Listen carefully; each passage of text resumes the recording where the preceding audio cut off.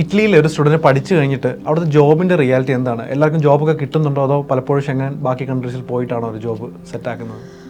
അവിടെ വർക്ക് ചെയ്യുന്നവരുണ്ട്, ബട്ട് ഈ ലാംഗ്വേജ് ഒരു വലിയ പ്രശ്നമായതുകൊണ്ട് നമ്മൾ ഡെസ്ക് ജോബ്സ് ഒക്കെ നോക്കുകയാണെങ്കിൽ നമുക്ക് ബേസിക് ഇറ്റാലിയൻ അറിഞ്ഞാൽ മതി. അതായത് ബേസിക് എന്ന് വെച്ചാൽ നോട്ട് ടു ബേസിക്, പക്ഷേ നമുക്ക് നോർമലി കമ്മ്യൂണിക്കേറ്റ് ചെയ്യാൻ പറ്റുന്ന അത്രയും ലാംഗ്വേജ് നമുക്കറിയണം. പക്ഷെ അല്ലാത്ത പക്ഷം എൻ്റെ ഒരു പ്രൊഫഷൻ എന്ന് പറഞ്ഞാൽ എനിക്ക് കൂടുതലും സൈക്കോളജിയിലോട്ടാണ് എൻ്റെ പ്രൊഫഷൻ പോകുന്നത്. അപ്പം ഇപ്പോൾ റിസർച്ച് ഫീൽഡാണെങ്കിൽ നമുക്ക് കമ്മ്യൂണിക്കേഷൻ ഒരുപാട് വരുന്നൊരു ഫീൽഡാണ്. അപ്പോൾ ഒരുപാട് കമ്മ്യൂണിക്കേറ്റ് ചെയ്യുമ്പോഴത്തേനും നമുക്ക് നല്ലോണം ഇറ്റാലിയൻ അറിയണം. നമുക്ക് അവർക്ക് ഒട്ടും അൺകംഫർട്ടബിൾ അല്ലാത്ത രീതിയിൽ വേണം നമുക്ക് ലാംഗ്വേജിൽ കമ്മ്യൂണിക്കേറ്റ് ചെയ്യാനായിട്ട്.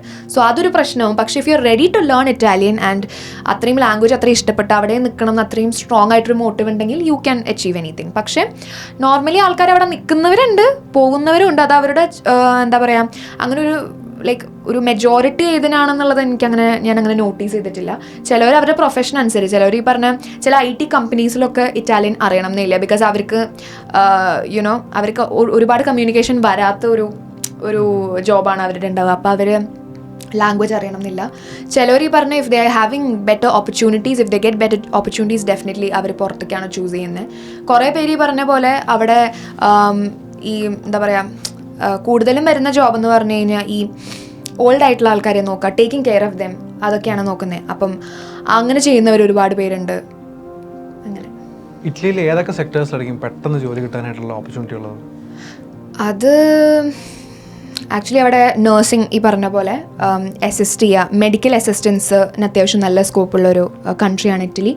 പിന്നെ ഈ പറഞ്ഞ ഡെസ്ക് ജോബ്സ് ആണെങ്കിലും ഗവൺമെൻറ് ജോബ്സ് ഞാൻ അധികം കണ്ടിട്ടില്ല. ബിക്കോസ് ഗവൺമെൻറ് ജോബ്സ് അവർ ഇറ്റാലിയൻസിന് തന്നെയാണ് കൊടുക്കുന്നത്. അത് ബാക്കിയുള്ളവർ അങ്ങനെ പോവാറുമില്ല. അതിനങ്ങനെ നമ്മൾ ഗവൺമെൻറ് ഓഫീസുകൾ ശ്രദ്ധിച്ചാലും അങ്ങനെ അധികം ജോബ്സ് ഒന്നും നോൺ ഇറ്റാലിയൻസ് ചെയ്യുന്നതായിട്ട് ഞാൻ കണ്ടിട്ടില്ല.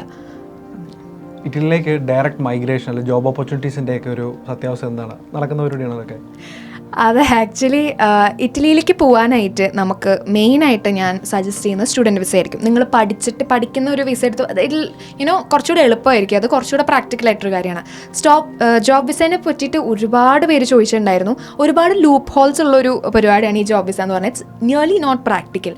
പിന്നെ എന്താ പറയുക, അത് ഈ പറഞ്ഞ പോലെ നമുക്ക് അവിടെ എന്തെങ്കിലും കണക്ഷൻസ് വേണം, അല്ലെങ്കിൽ നമുക്ക് ജോബ് തരുന്ന ഒരു ആൾക്കാരുണ്ടാവണം, അവർ കോൺട്രാക്റ്റ് നമുക്ക് വേണം.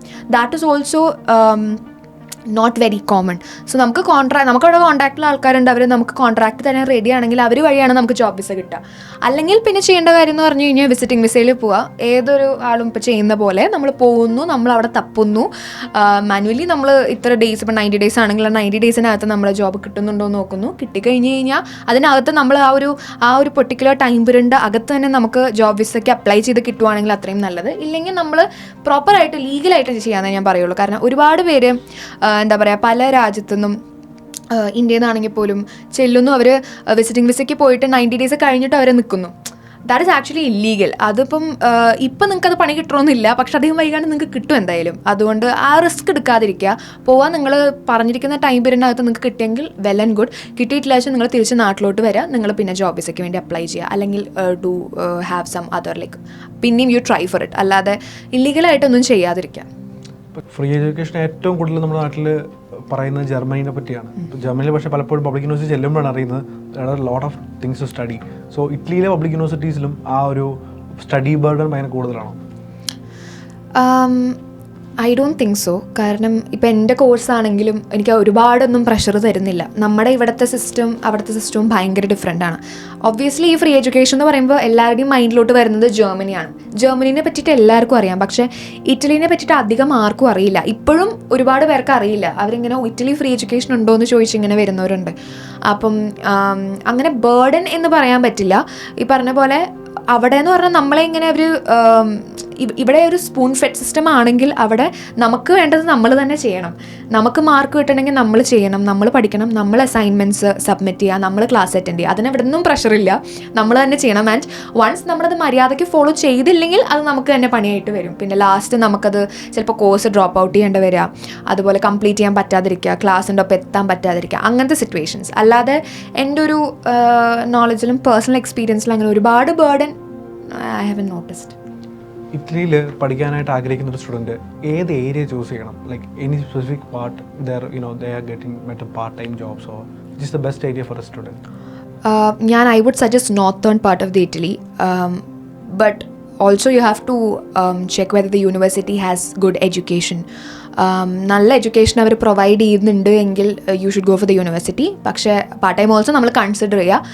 ഈ പറഞ്ഞ പോലെ മിലാൻ, റോം, ഇവിടെയൊക്കെ അത്യാവശ്യം നല്ല പാർട്ട് ടൈംസ് അവൈലബിൾ ആണ്. ആൻഡ് ഓൾസോ ബിക്കോസ് ഒരുപാട് ഇന്ത്യൻ റെസ്റ്റോറൻറ്റ്സ് ഉണ്ട്, ഏഷ്യൻ റെസ്റ്റോറൻറ്റ്സ് ഉണ്ട്. അപ്പം ഇവിടെയൊക്കെ നമുക്ക് കുറച്ചുകൂടെ കൺസിഡറേഷനാണ്. നമ്മുടെ ഏഷ്യൻസിനെയും ഇന്ത്യൻസിനെയാണ് അവർ പ്രിഫർ ചെയ്യുന്നത്. അതുപോലെ മലയാളി റെസ്റ്റോറൻറ്റ്സിൽ മലയാളീസാണ് വെയിറ്റേഴ്സായിട്ട് നിൽക്കുന്നത്. അതേസമയം നമുക്ക് ഇറ്റാലിയൻ ഒരു റെസ്റ്റോറൻറ്റിൽ പോയി കഴിഞ്ഞ് കഴിഞ്ഞാൽ നമ്മൾ നോക്കിക്കഴിഞ്ഞ് കഴിഞ്ഞാൽ ഇറ്റാലിയൻ അറിയാവുന്നവർക്ക് മാത്രമാണ് അവർ കൊടുക്കുന്നത്. ആ ഒരു വെയിറ്ററിൻ്റെ ആണെങ്കിലും എന്താണെങ്കിലും ആ ഒരു ജോബ് അവർ കൊടുക്കുന്നത്. സോ